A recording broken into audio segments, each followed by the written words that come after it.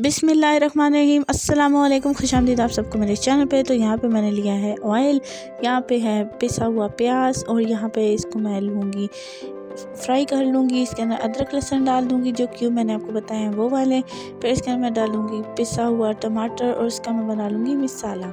और ये जो रेसिपी मैं बना रही हूँ ना, ये आप अफ्तारी में बनाएं, सहरी में बनाएं। और ये जो है ना, एक तो आपको भारीपन नहीं करेगा और एक ये आपको ना प्यास नहीं लगेगी और आप कहेंगे कि मतलब वाह क्या बात है। अगर आपको टमाटर कम लगे तो आप और भी डाल सकते हैं, मुझे लगे मैंने और डाल दिया। यहाँ पे बेसन पड़ा हुआ है और अब तो आप समझ ही गए होंगे हम क्या बना रहे हैं। हाँ जी, हम बेसन की कड़ी बना रहे हैं, पकौड़ों वाली कड़ी बना रहे हैं। और उसके लिए बेसन तो लाजमी चाहिए। एक चम्मच मैंने भर के ब्लेंडर में डाल दिया और बाकी बेसन मैंने इसमें डाल दिया कि मैं इसको जो हूँ घोल के रख लूँगी। जब तक आप अपना जो है ना कड़ी का मसाला बनाते हैं, तब तक आप एक जो है बेसन को भिगो दें। इसके अंदर दड़ा मिर्च जाएंगी, हल्दी जाएगी, अनारदाना जाएगा, ज़ीरा जाएगा, नमक जाएगा और कुटी मिर्चें जाएंगी, लाल मिर्चें जाएंगी और थोड़ा सा ज़ीरा जाएगा। ये सारा डाल के आप मसाले को अच्छे से भून लें ताकि ना सुर्ख लाल हो जाए, क्योंकि ना कड़ी में जितना मज़े का मसाला होगा ना, कड़ी उतनी ही लाजवाब होगी।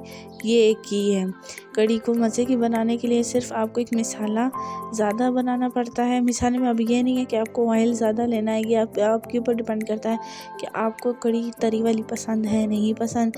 पर मैं आपको सच बताऊं, कड़ी में तरी ना होना तो कड़ी कड़ी नहीं लगती। तो यहाँ पे मैं बेसन के अंदर अजवाइन डाल रही थी, ज़ीरा डाला, बना हुआ कुटा ज़ीरा, धनिया, पुदीना डाला। फिर गरम मसाला भी मैंने थोड़ा सा डाला। इसके अंदर नमक मिर्चें डाली, काली मिर्चें डाली और भुना हुआ कुटा हुआ ज़ीरा जो मैं बता चुकी, नमक डाल दिया, कलौंजी डाल दी। और जो मैंने क्यूब डाला था ना अदरक लहसुन वाला, जिसके ऊपर मैंने एक जो है वो ग्रीन चिल्ली डाली, वो भी मैंने एक डाली और एक अनारदाना भी डाल के मैंने इसे भिगो लिया सख्त। और यहाँ पे जो है ना, मैं जो डालूँगी इसके अंदर इलायची और तेज़पत्ता और लौंग, ये मैं डाल के इसे और भून लूँगी। और ये देखिए मैं अब क्यूब डाल रही थी और मैंने कहा इसको मिक्स करती हूँ और उसके बाद जो है ना मैं इसको छोड़ दूँगी, रेस्ट दे दूँगी। जितना इसे रेस्ट दूँगी उतने मज़े के क्रिस्पी पकौड़े बनेंगे। ठीक है, अभी तो मैंने कहा मैं आपको बताऊँ, मैंने इस तरह से जो है ढक दिया। और यहाँ पे ब्लेंडर में जो मैंने एक चम्मच डाला हुआ था बेसन, इसके अंदर मैंने जो है 2 कटोरी भर के डाल दी दही। और उसके बाद जो इसमें मैंने 2 कप ही भर के पानी कटोरी के डाल दिए, ताकि जो है ना वो अच्छी सी झाग वाली जो है ना लस्सी बने। और लस्सी को आपने झाग वाली इसी तरह इजीली बन जाएगी।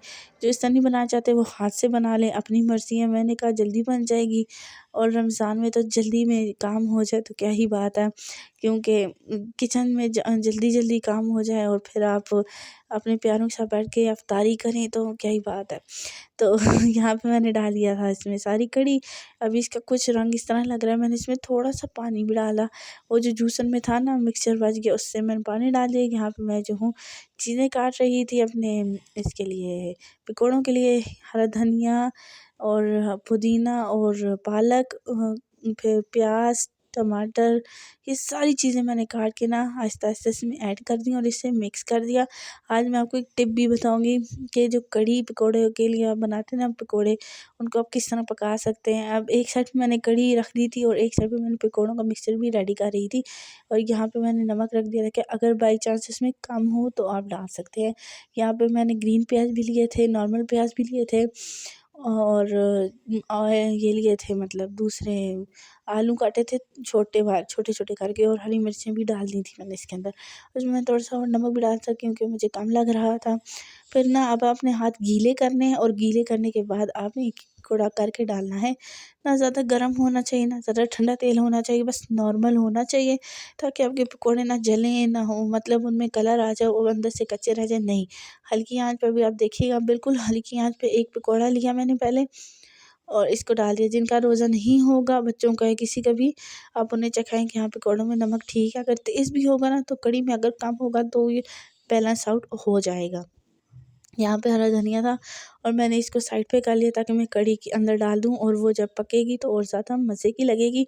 यहाँ पे ऑयल देख लें मैंने कितना लिया हुआ है, बस अभी मैंने डाले हैं और हिलाया नहीं रही मैंने।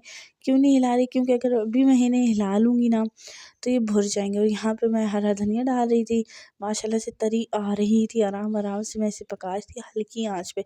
तेज़ आँच पे पकाती ना तो ये तरी का फिर फ़ायदा कोई नहीं था और ये होटल टाइप कड़ा कढ़ी पकौड़ा बनी है। तो आप ज़रूर ट्राई करिएगा, आपको बहुत अच्छी लगेगी।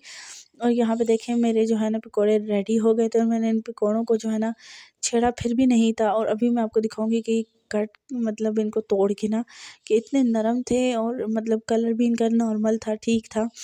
और फिर ये पके भी बड़े मज़े के थे। और यहाँ पे ना मैंने 2-3 मिनट छोड़ देती हूँ इन्हें, उसके बाद मैं इन्हें हिलाती हूँ और ये आराम से अपनी सरफेस से निकल आते हैं। इसी तरह आप भी जो है ना कढ़ी पकौड़े के लिए जो है ना हर पकौड़े की अपना जो है ना टिप एंड ट्रिक होते हैं। आप इस तरह से बनाइएगा, आपको बहुत अच्छे लगेंगे। और आप इन्हें बेशक बना के ना पकौड़ों को साइड पे रख लिया करें और उसमें ऐड कर लें कढ़ी में। बहुत लाजवाब कढ़ी बनी थी। आप भी ज़रूर अपनी राय का इज़हार ज़रूर करिए कमेंट में। फिर मिलते हैं। Till then like share subscribe. Till then खुदा हाफिज़।